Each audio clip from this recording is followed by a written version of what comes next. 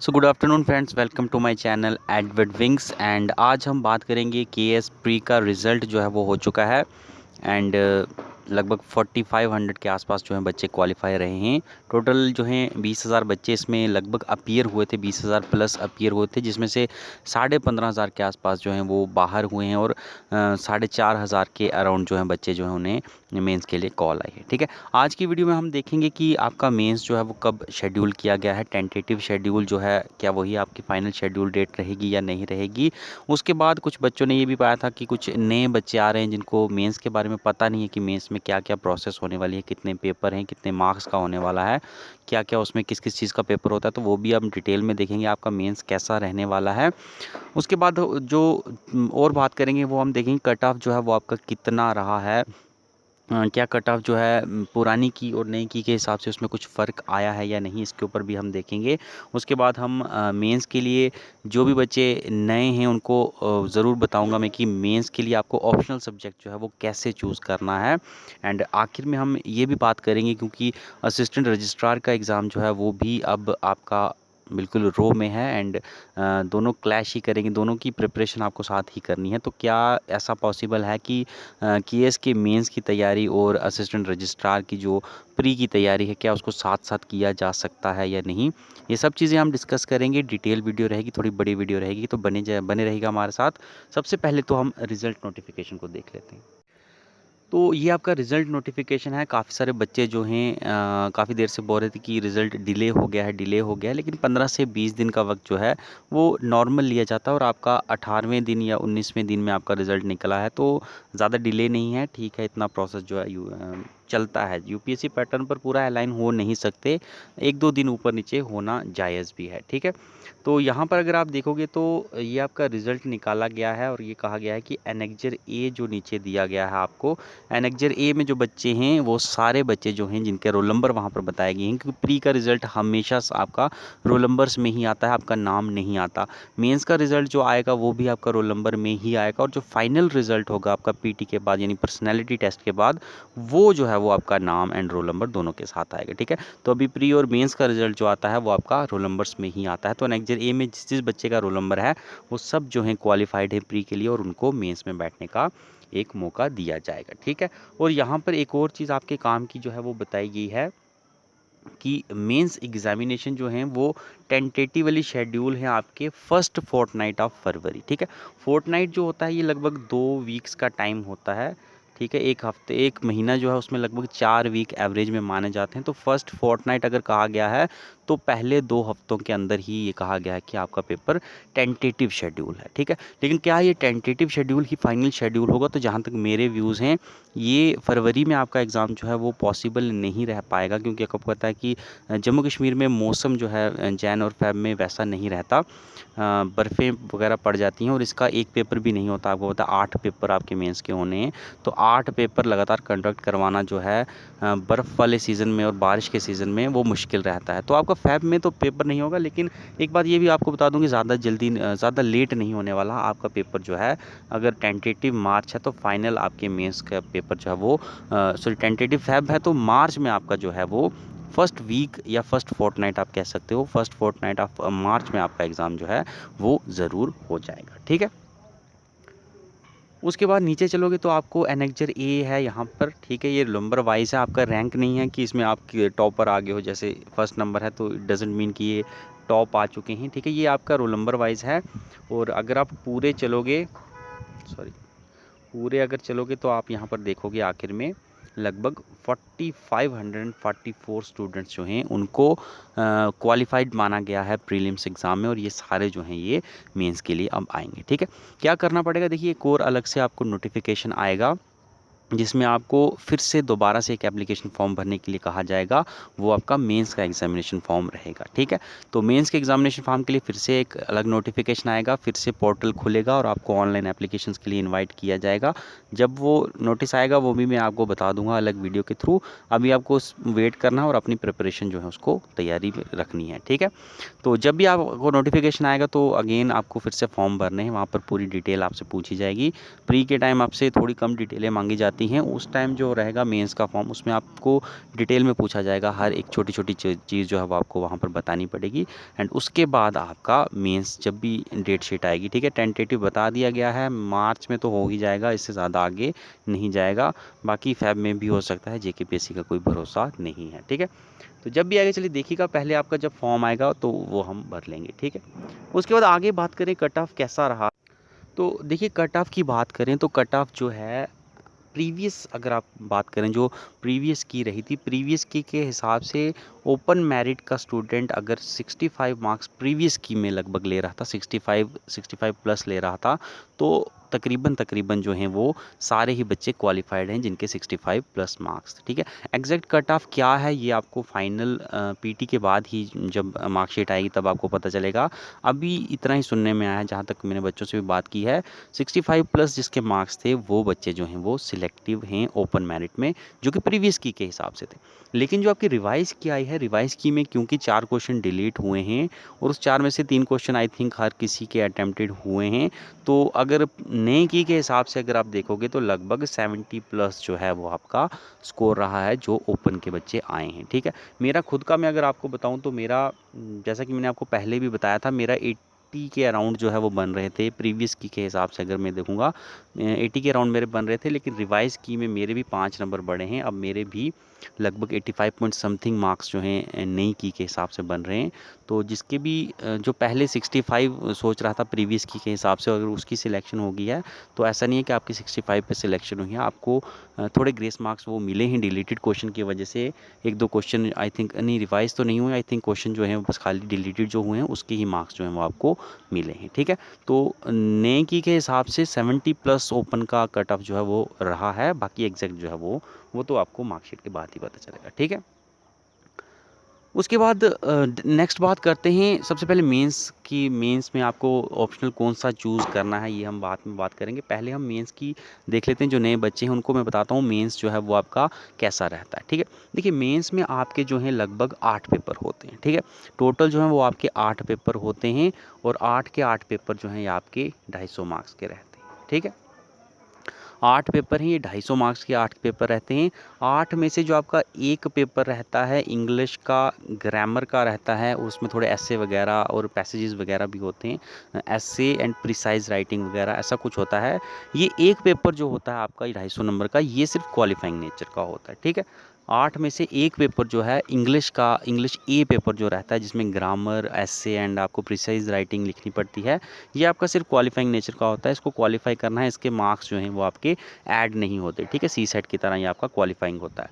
बाकी जो 7 पेपर होते हैं आपके 250 नंबर के, ये 250 नंबर के मिला के आपका टोटल जो है वो 1750 नंबर का मेंस जो है वो आपका रहता है, जो कि आपका मेरिट डिसाइड करता है, ठीक है। 1750 नंबर का आपका मेंस रहता है एंड उसके बाद जो मेंस क्वालिफाई करेगा उसका फिर वाइवा जो है, इन पर्सनैलिटी टेस्ट आप कह सकते हो, लगभग वो 250 नंबर का रहता है, जो कि टोटल आप देखोगे तो लगभग 2000 मार्क्स होते हैं और 2000 मार्क्स में से आपके फाइनल सिलेक्शन होती है, ठीक है।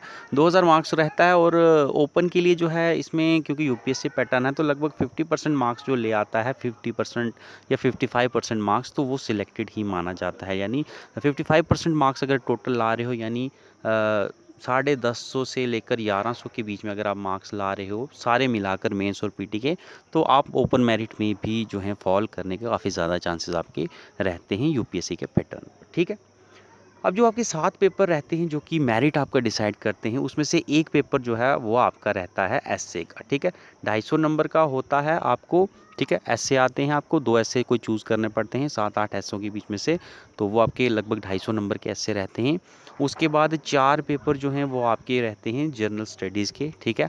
अलग अलग इसमें कंपोनेंट्स हैं, आपको पॉलिटी है, हिस्ट्री है, ये जॉइंटली जो है ये आप सिलेबस देखोगे तो आपको पता चल जाएगा कि कौन से पेपर में आपका कौन कौन सा कंपोनेंट आ रहा है, ठीक है।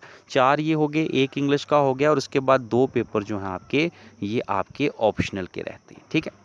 तो ऑप्शनल जो भी आप चूज़ करोगे, मेंस का फॉर्म भरने के टाइम आपको ऑप्शनल वहाँ पर अपना बताना पड़ेगा कि आप कौन सा ऑप्शन रखना चाहते हो, उसी के बेसिस पर आपका जो है वो पेपर आता है। ठीक है, तो 2 पेपर आपके ऑप्शनल के हो जाते हैं, 4 जीएस के हो जाते हैं, 1 आपका एस्से रहता है।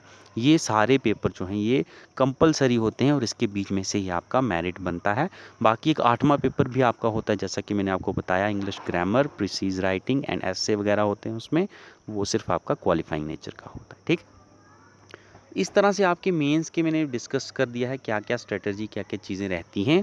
उसके बाद मेंस में आपको ऑप्शनल कैसे चूज़ करना है। देखिए, जो पुराने बच्चे हैं जिनकी सेकंड थर्ड अटैम्प्ट है, उनको तो पता है कि कौन सा उनको ऑप्शनल चूज़ करना चाहिए, किस में उनको धोखा मिला है या नहीं। ठीक है, वो सब उनको पता है। जो नए बच्चे हैं उनके लिए ऑप्शनल मैं यही कहूँगा कि देखिए, ऑप्शनल किसी के ऊपर किसी दूसरे को देखकर अपना ऑप्शनल कभी मत चूज़ कीजिएगा।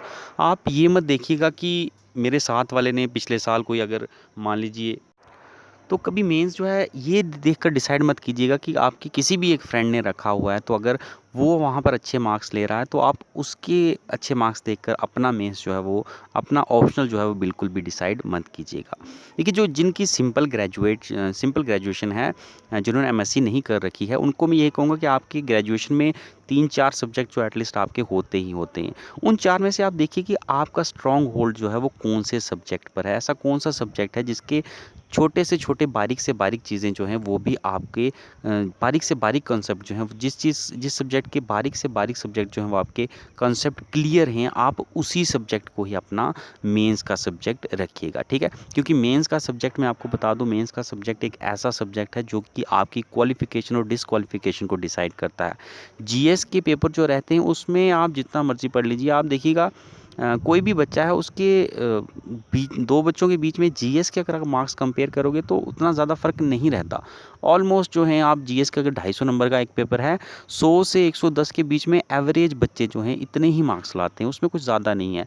कोई अच्छा ले आता है 10 नंबर और ज़्यादा ले आता है, या कोई होता है जिसके 10 नंबर और कम हो जाते हैं, लेकिन जीएस के मार्क्स बस 110 के अराउंड अराउंड ही रहते हैं तकरीबन, चाहे आप कैसा भी कंटेंट वहाँ पर डाल दीजिए।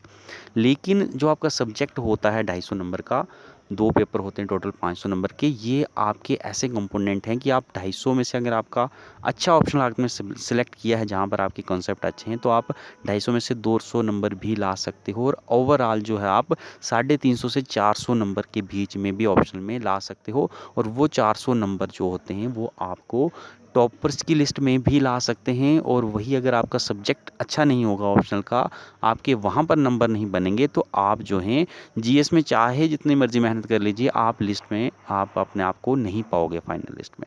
ठीक है, तो आप ऑप्शनल हमेशा ग्रेजुएशन के उस सब्जेक्ट में से अपना ऑप्शनल चुनिए जिसके हर एक कंसेप्ट जो है वो आपको क्लियर है। ठीक है, जिसके भी ज़्यादा कंसेप्ट आपको ज़्यादा क्लियर हैं, जिसमें आपको लगता है कि मैं किसी भी सवाल का जवाब दे सकता हूँ, उसी सब्जेक्ट को चूज़ कीजिए। बाकी जिन बंदों की एमएससी है, जिन्होंने मास्टर्स की हुई है और रेगुलर मास्टर्स की हुई है, मास्टर की डिग्री और किसी अच्छी यूनिवर्सिटी से रेगुलर में की है, तो आप लोगों को फिर मुझे नहीं लगता कि कोई दूसरा सब्जेक्ट देखने की ज़रूरत है, क्योंकि जिन्होंने भी रेगुलर में किसी अच्छी यूनिवर्सिटी से मास्टर्स की है जिस भी सब्जेक्ट में, वही आपका ऑप्शनल का सब्जेक्ट होना चाहिए। क्योंकि नेचुरली है, जिसने रेगुलर में की है और अच्छी यूनिवर्सिटी से की है, तो मास्टर्स में उसने काफ़ी अच्छा उस सब्जेक्ट को पढ़ा होता है, और उससे ज़्यादा होल्ड मुझे नहीं लगता कि उसकी किसी और सब्जेक्ट में होगी। ठीक है, क्योंकि ऑप्शनल जो है, मैं आपको अपनी बताता हूँ, जब 2016 का जो केएस का पेपर हुआ था, 2019 में जाकर कंप्लीट हुआ था। फॉर्म जो है 2016 में लगे थे, तो मैंने जब दिया था तो मैंने भी शायद यही गलती कर दी थी। तब उस टाइम जो है वो 2 ऑप्शनल जो है वो रखे जाते थे, अब तो 1 ऑप्शनल हो गया। उस टाइम 2 ऑप्शनल रखे जाते थे, जीएस के 2 पेपर होते थे। वहाँ पर एक, मैं एमएससी ज़ूलॉजी हूँ, तो मेरा एक ऑप्शनल जो है वो तो ज़ूलॉजी रहा ही रहा, लेकिन साथ में मैंने देखा-देखी में क्या किया कि एंथ्रोपोलॉजी जो है वो रख ली। एंथ्रोपोलॉजी रखी मैंने, एंथ्रोपोलॉजी पढ़ी भी। एंथ्रोपोलॉजी का जो मुझे मटेरियल मिला, उसके हिसाब से मेरा एग्ज़ाम भी अच्छा हुआ, लेकिन फाइनल में अगर आप मेरे कंपेयर करोगे ज़ूलॉजी ऑप्शनल के मार्क्स और साथ में कंपेयर करोगे एंथ्रोपोलॉजी के मार्क्स, तो लगभग 60-70 नंबर का मुझे वेरिएशन देखने को मिला। एंड वही शायद जो है मेरी फाइनल सिलेक्शन के बीच में जो है एक रोड़ा बन के आया। ठीक है, मैं आपको अपनी मार्कशीट दिखाता हूँ उसके बाद में। तो यहाँ पर अगर आप देख सकते हो, ये मेरी मार्कशीट है 2019 का जो है, ये 2019 में कंप्लीट हुआ था। यहाँ पर देख सकते हो आपकी सॉरी, जीएस के मार्क्स जो हैं वो लगभग वही हैं। देखिए क्वालिफाइंग जो पेपर था 165 मार्क्स मेरे आए थे, एंड ऐसे जब होता था तब तो 150 नंबर का ऐसे रहता था। लगभग मेरे 87 मार्क्स वहाँ पर आए हैं। जीएस वन में मेरे 108 आए थे, जीएस टू में लगभग 160 मार्क्स आए थे। लेकिन चीज़ जो देखने वाली ये है कि जोलॉजी का जो ऑप्शनल था उसमें अगर आप मेरे मार्क्स देखोगे तो लगभग लगभग जो हैं 370 मार्क्स जो हैं मेरे आए हैं आउट ऑफ 500। यहाँ पर मेरे 370 मार्क्स आते हैं। और एंथ्रोपोलॉजी जो कि दूसरा सब्जेक्ट था, अच्छा पेपर हुआ था जिस हिसाब से मेरे पास मटेरियल था, बहुत अच्छा पेपर हुआ था। और मैं ये उम्मीद कर रहा था कि मेरे शायद जोलॉजी से ज़्यादा मार्क्स एंथ्रोपोलॉजी में आ सकते हैं। लेकिन यहाँ पर अगर आप मेरे मार्क्स देखोगे तो 168 एंड 147 लगभग मुझे 310 के आसपास मार्क्स मिले हुए हैं, सॉरी 315 के आसपास। तो 315 और 370 के बीच का डिफरेंस जो है वो आप देख सकते हैं। लगभग 55 मार्क्स का मुझे डिफरेंस रहा था। उसके बाद पर्सनैलिटी टेस्ट में मुझे 172.75 मिले थे, एंड टोटल मेरा जो बना था लगभग 1212.75 था। एंड उस टाइम का कट ऑफ आई थिंक मुझे याद है तो लगभग 1283 के आसपास ओपन का कट ऑफ था। ठीक है, कैटेगरी मेरे पास तब नहीं होती थी, तब मैं ओपन में फॉल करता था। तो लगभग यही है कि 50 से 60 नंबर का डिफरेंस जो रहा वो शायद मेरे ऑप्शनल सब्जेक्ट ने मुझे जो सेकंड ऑप्शन मैंने उठाया था, गलती जो मैंने की थी, देखा देखी में किया था, तो वहाँ से ही मुझे नुकसान हुआ। अगर मैं वाइजली इसको सिलेक्ट करता तो शायद जो है मेरे मार्क्स जो हैं, अगर आर्ट्स का सब्जेक्ट कोई भी ले लेता, हिस्ट्री पॉलिटी मेरी अच्छी थी, हिस्ट्री पॉलिटी, लेकिन वही बात है कि मैंने देखा देखी में एंथ्रोपोलॉजी ले ली। तब यही बच्चे कहते थे कि एंथ्रोपोलॉजी जो है उसमें काफ़ी अच्छे मार्क्स मिलते हैं, लेकिन मेरा जो है एंथ्रोपोलॉजी ने तो कबाड़ा करवा दिया। तो ठीक है, तो बस बात यही है कि मैं आपको यही समझाना चाहता था कि ऑप्शनल जो है हमेशा वो किसी की देखा देखी में अपना ऑप्शनल मत चूज़ कीजिएगा। आपको अपना दिल जो कहता है, आपको अपना मन जो कहता है कि मैं किस चीज़ में मेरे अच्छे कंसेप्ट हैं, किस चीज़ में अच्छा स्कोर मैं कर सकता हूँ, उसी के हिसाब से ही आप अपना ऑप्शनल चूज़ कीजिएगा। कभी भी किसी के कहने पर या किसी का देखकर कि उसके अच्छे मार्क्स आए हैं, वो आप नहीं कर सकते। ठीक है, जिसके भी अच्छे मार्क्स आए हैं उसके कॉन्सेप्ट उसमें क्लियर होंगे तभी उसके अच्छे मार्क्स आए हैं। आपके अच्छे मार्क्स उसमें नहीं आ सकते जब तक आपके अपने कॉन्सेप्ट जो हैं वो क्लियर नहीं होंगे। ठीक है, तो ये था मेंस की बात। उसके बाद आखिरी सवाल आता है कि क्या हम असिस्टेंट रजिस्ट्रार और केएस मेंस के लिए साइमल्टेनियसली प्रिपरेशन कर सकते हैं? तो मैं बिल्कुल आपको कहूँगा कि बिग येस है। ठीक है, मैं भी ऐसा ही कर रहा हूँ क्योंकि असिस्टेंट रजिस्ट्रार का एग्ज़ाम भी इम्पॉर्टेंट है और केएस का मेंस भी इम्पॉर्टेंट है। तो हम टाइम दे सकते हैं, 1 महीना हम असिस्टेंट रजिस्ट्रार के लिए दे सकते हैं, और उसके बाद जो है वो बाकी बचा हुआ टाइम उसको कंप्लीटली मेंस के लिए देना है। ठीक है, लेकिन इसके बीच आपको क्या करना है, कैसे आपको साइमल्टेनियसली करना है। देखिए जो कोऑपरेटिव का पोर्शन है एआर के लिए, वो तो आपको पढ़ना ही है, उसको दिन में एटलीस्ट 4 और जो है वो आप दे सकते हैं पर डे में। ठीक है, 4 घंटे दीजिए आप इसको कोऑपरेटिव के पोर्शन को।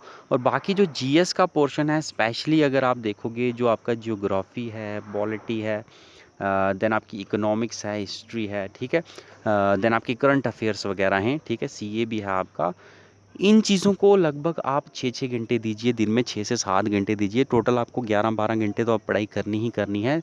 धीरे-धीरे वक़्त ऐसा भी आएगा मेंस के टाइम कि आपको 15-16 घंटे भी पढ़ना पड़ेगा, नींद छोड़कर आप नहीं, ठीक है? 5-6 घंटे की नींद भी लीजिए, 15-16 घंटे पढ़िए, 1-2 घंटे जो है अपना घूमिए-फिरिए, खाना-शाना खाइए, ठीक है? ये आपका टाइम शेड्यूल आने वाले वक़्त में बनने वाला है। अभी आप एआर के पेपर तक एटलीस्ट 12 घंटे दिन में आपको देने ही देने हैं, जिसमें 4 घंटे आप कोऑपरेटिव को दीजिए, 6-7 घंटे जो हैं वो आप जीएस को दीजिए। लेकिन जो जीएस को आपको टाइम देना है वो मेंस के पर्सपेक्टिव को ध्यान में रख के देना है। ठीक है, जीएस को आपने ऐसे पढ़ना है कि आपको मेंस की तरह जीएस को पढ़ना है, ताकि आप जब एआर के पेपर के बाद जीएस की तैयारी करें तो आपको जीएस के ये जो टॉपिक हैं ये दोबारा पढ़ने की ज़रूरत ना पड़े। इसके अलावा जो बचे हुए टॉपिक हैं उनको दिसंबर में पढ़ लीजिएगा, बाकी जनवरी जो है वो आपका अपना ऑप्शनल में रख दीजिए। ठीक है, तो एआर के पेपर था, अभी ऑप्शनल की तरफ ध्यान मत दीजिए, ऑप्शन को साइड में रखिए, चूज़ कर लीजिए ऑप्शन क्या रखना है, लेकिन उसको पढ़िएगा मत। अभी फ़िलहाल जो है आप जीएस पढ़िए 6-7 घंटे, 3-4 घंटे आप कोऑपरेटिव को दीजिए, उसके बाद जो है नेक्स्ट जो है वो आपको डिसाइड करना है। एआर पेपर के बाद बड़ा टाइम मिल जाएगा, दिसंबर, जनवरी, फरवरी, आपको 3 महीने एटलीस्ट जो हैं वो मिल जाएंगे एआर के पेपर के बाद भी, तो आप कर सकते हैं अगर आप करना चाहोगे। ठीक है, तो ऐसी स्ट्रेटजी बनाकर जो है आप दोनों चीज़ों के लिए जो है वो आप तैयारी कर सकते हैं। ठीक है, तो आई थिंक वीडियो काफ़ी बड़ी हो चुकी है, आज की वीडियो में हमें इतना ही करना चाहिए। बाकी कोई क्वेरीज वगैरह होंगी तो आप कमेंट में बता सकते हैं। ठीक है, तो आज की वीडियो में इतना ही। बने रहेगा हमारे चैनल के साथ, देखते रहिए एडवर्ड विंग्स।